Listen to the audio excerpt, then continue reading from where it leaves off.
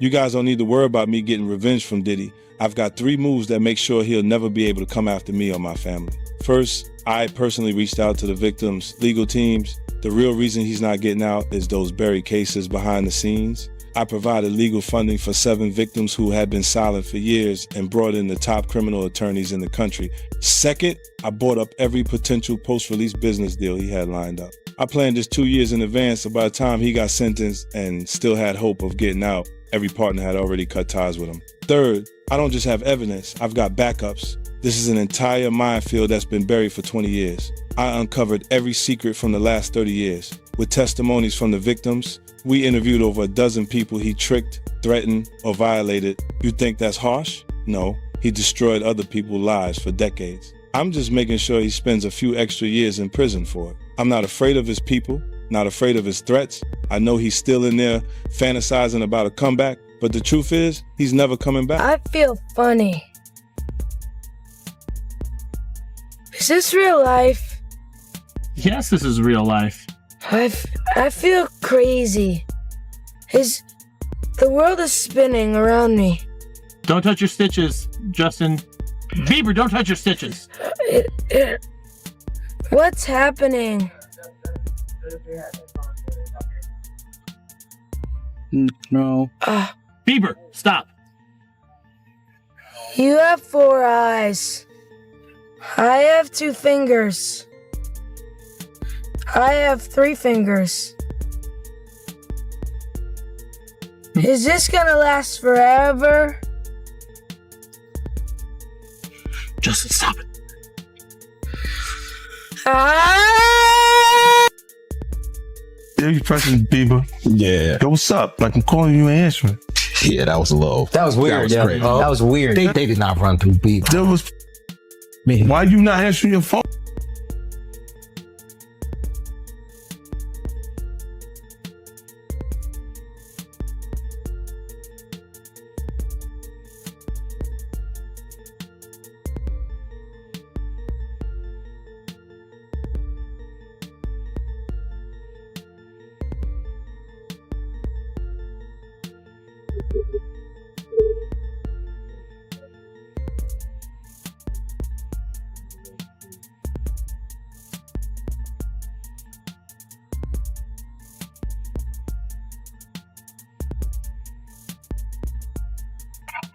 What's going on with you guys? Are you working together? I'm not. I mean, I think that we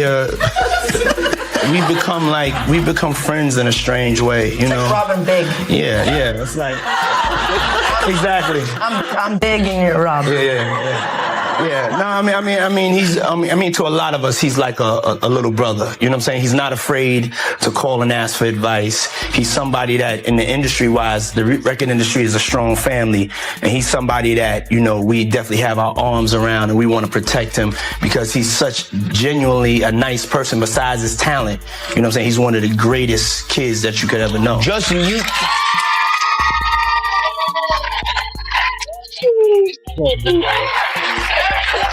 you know, Diddy bought his son a Bentley. Maybe, you know, he could buy you one also while you're out. Got me a Lamborghini.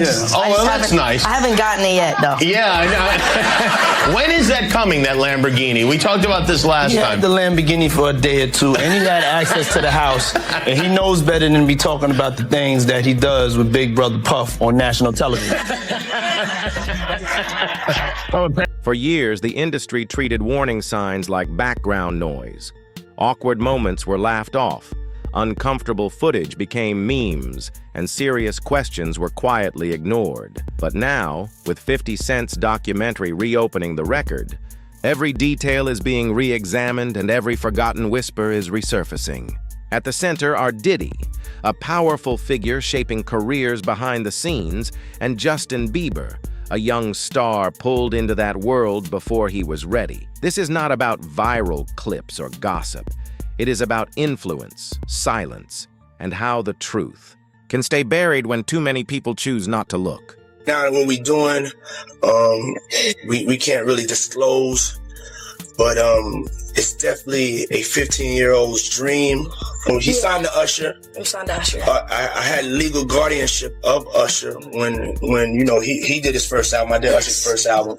I don't have legal guardianship of him, but for the next 48 hours, he's with me. So and we gonna go full crazy.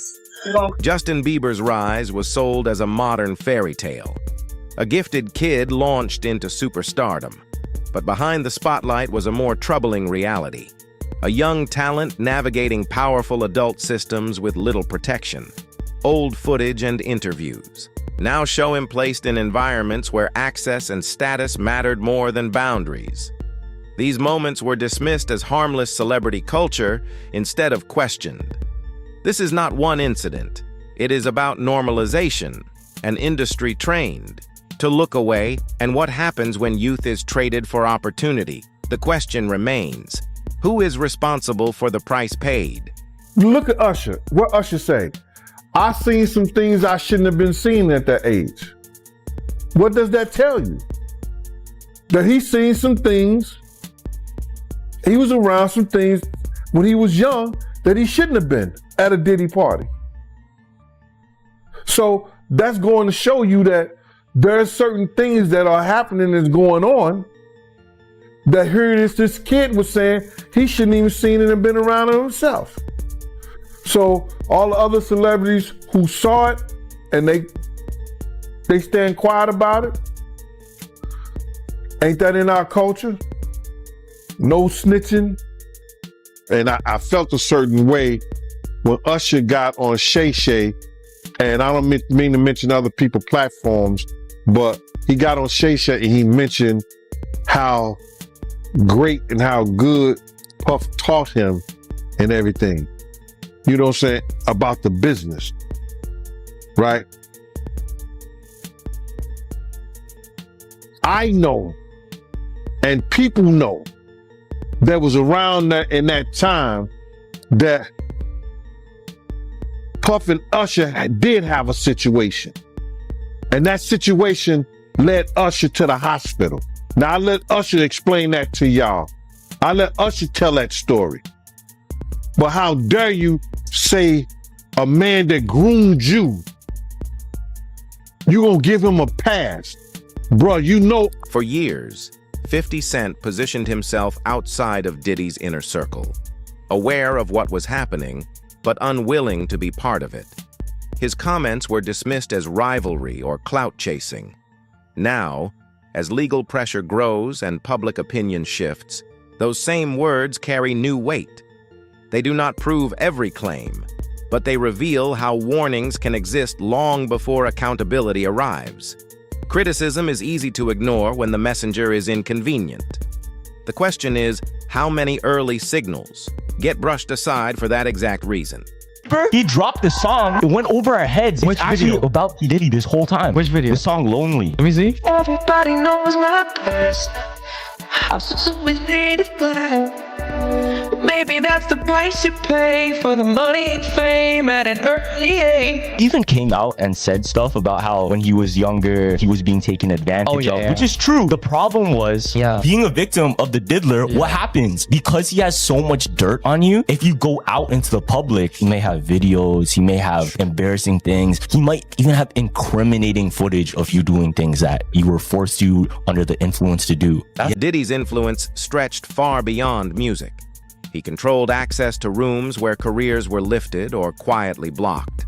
Justin Bieber's closeness to that world reflects a larger industry pattern, where opportunity flows through powerful gatekeepers instead of transparent systems.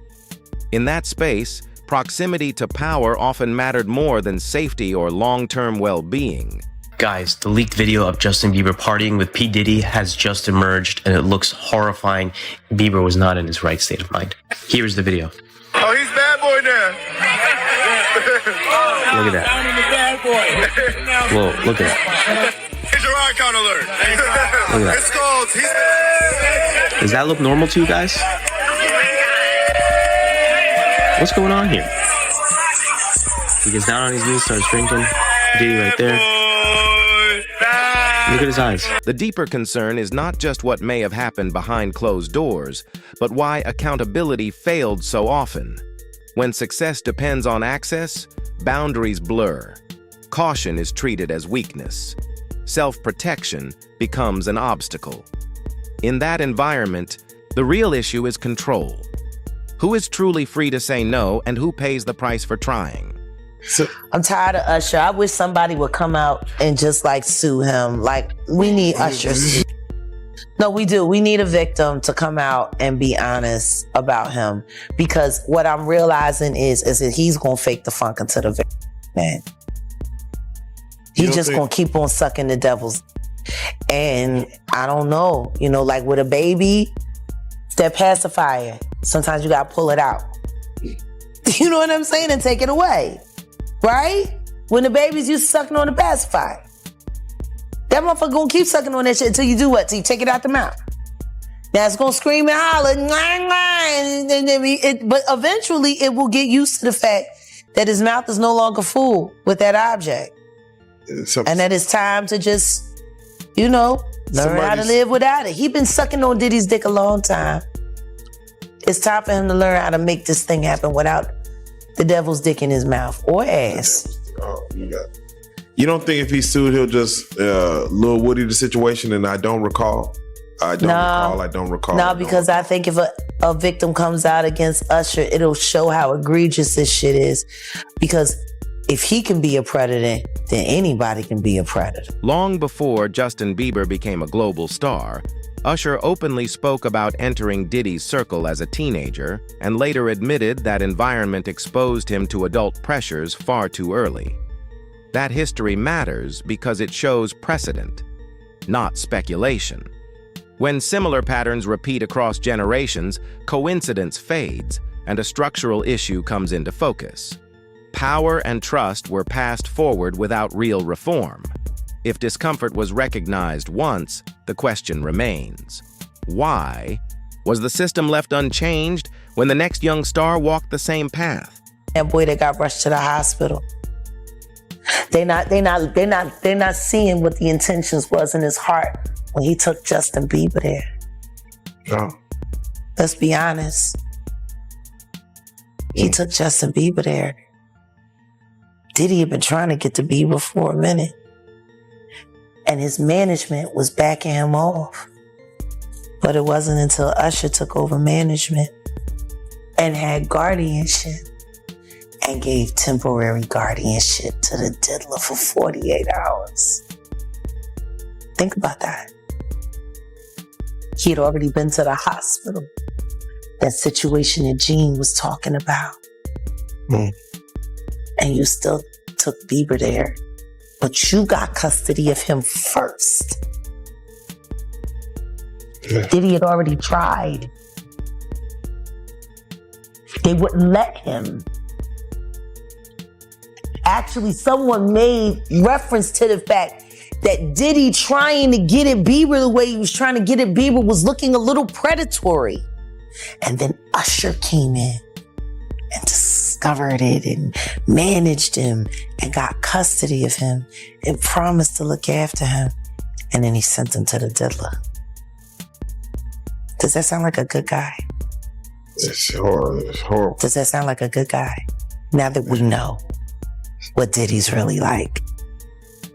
What kind of fucking asshole do you gotta be to take another boy, another talented boy, and put him in your place so it ain't gotta be? As scrutiny around Diddy intensified, many former allies went silent while 50 Cent spoke louder, exposing an unspoken industry rule.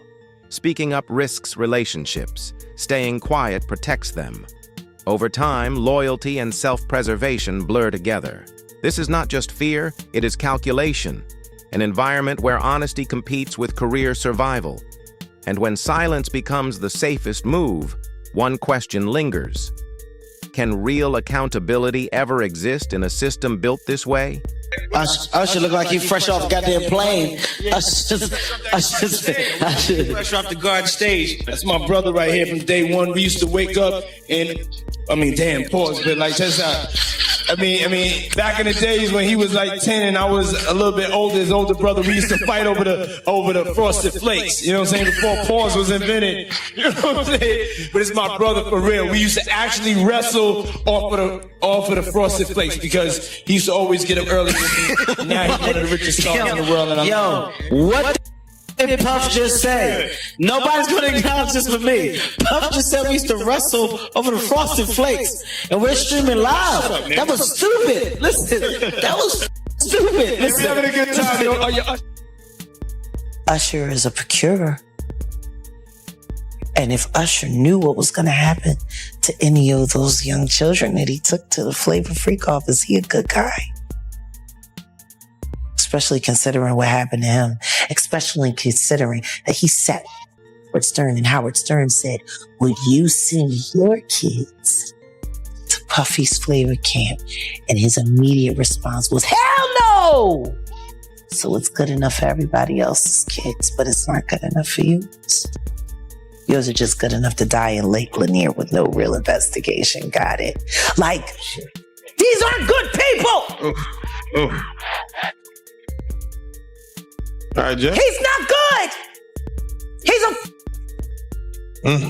And the simple fact that Justin Bieber literally made a public statement and said, Usher asked me to do the Super Bowl with him and I turned it down.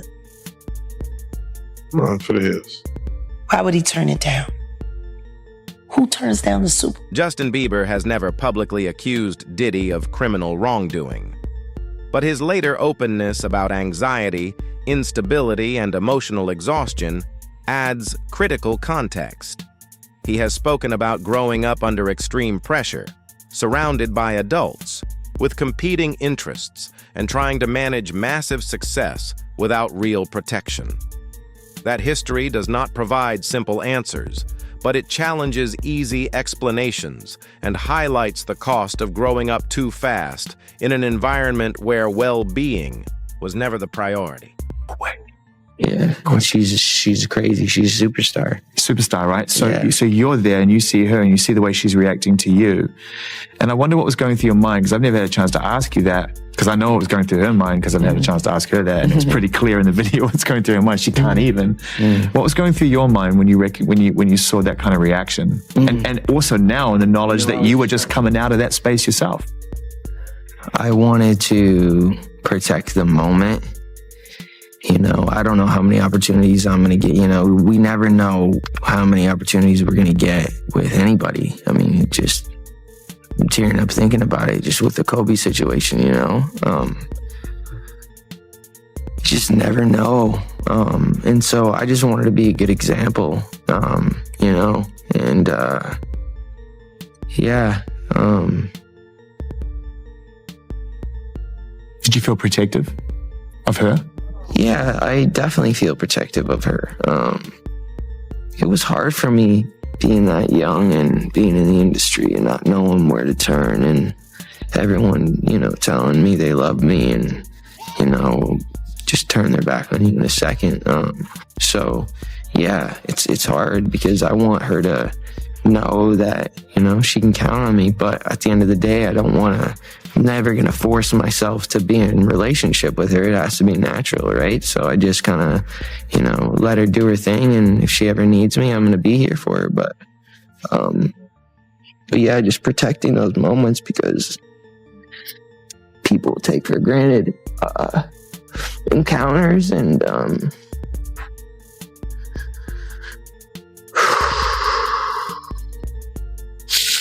yeah. So, yeah. I just want to protect her, you know? I don't want her to lose it. I don't want her to, you know, go through anything I went through. I don't wish that upon anybody. So, yeah, if she ever needs me, I'm just... Harm does not always come with loud accusations or clear labels. Sometimes it surfaces years later as emotional weight, lost stability, or pain that was never given words. When pressure and exposure are built into a system, damage can accumulate, quietly over time. That raises an uncomfortable question. If the issue is structural, Why do we demand a single accusation before admitting something clearly went wrong? Justin Bieber, and he was talking about Billie Eilish. And he was like, he was almost in tears. He's like, I just want to protect her. I just want to keep her safe. Yeah. What do you think he went through? Because he knows what's been happening to Billy. Just like everybody knew what was happening to Millie Bobby Brown girl with Drake. These people are monsters. He ran into Dapper Dan in Harlem and they asked him what he thought about what was going on with Diddy and if he knew Diddy. And I love Dapper Dan for this.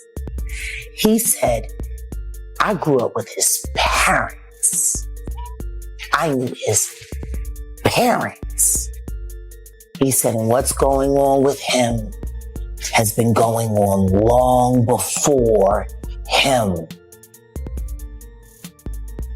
Now, his father was a government snitch and a bad actor in the criminal world altogether. The woman that they're saying is his mother was a prostitute, no whore. But there's whispers in the streets of Harlem that Diddy's mother isn't alive. Not his biological mother, but that woman is his aunt. Whoa. There are whispers. Wait a minute. There are whispers. Diddy's story is so convoluted, but nobody really likes talking about who he was before he became Puffy. Nobody, like, I would love if I could be granted an interview with him. To interview Diddy now in his most raw state about his life up until the age of 15 only. We got to learn how to stop making Diddy's. What made him him? Now, his pedigree comes from rat background. His father was a rat, snitch. Not revered. He turned on Frank Lucas, who was the king of Harlem. And yet, Diddy was able to, siphon off enough of that juice, just enough to get people, but he needed Gene. Think about this. Gene was more of a father figure to Diddy than he was a bodyguard. And Gene was more than a bodyguard, he was an investigator. So when they went separate ways, clearly. When Diddy's story entered federal court, the conversation shifted from speculation to documented scrutiny grounded in evidence and procedure. Charges, rulings, and appeals set limits on what could be claimed while expanding the focus to institutional responsibility. Courts judge individual actions, not entire cultures. That gap leaves deeper questions unanswered. What is legal is not always what is right, and closure on paper does not erase systemic harm. Looking at any black guys that are A-listers that's bigger than Diddy, there's only one that I could come up with. And there's a few I could come up with. Will Smith, he's bigger than Diddy. I would think Nick Cannon is bigger than Diddy. Who else on the black that are black actors or black in the business that's an A-lister that's bigger than Diddy that's black? That's hard to think. But then if you got the A-listers, you got to realize he ran with that black that Rat Pack, and I don't want to even say their names because they said I got their names wrong last time. What's his name? Kushner? What's the other guy? Leonardo? Yeah, his name. Man, I don't keep up with these cats. But I heard that that's not only the tape that's being shot. There's some other tapes out there, other people too with him. And him doing some things with some other people. So there's quite a few tapes that might be out there, what they're hearing. And I don't want to see the tapes, but I want to know if they really true. Because if they got some tapes out there and it's with some underage, whether it's celebrities or not, it's gonna be crazy, bro. It's gonna be. The intersection of 50 Cent, Diddy, and Justin Bieber reveals a deeper truth about celebrity-driven systems where power rises, vulnerability fades, and accountability comes last. Youth is sold as authenticity. Access is reframed as mentorship. Silence is rewarded as professionalism. This story is not about certainty or single targets, but about repeated conditions producing the same fallout. When the same structure keeps causing the same damage, one question becomes unavoidable. When does the system stop being background noise and start becoming the real issue?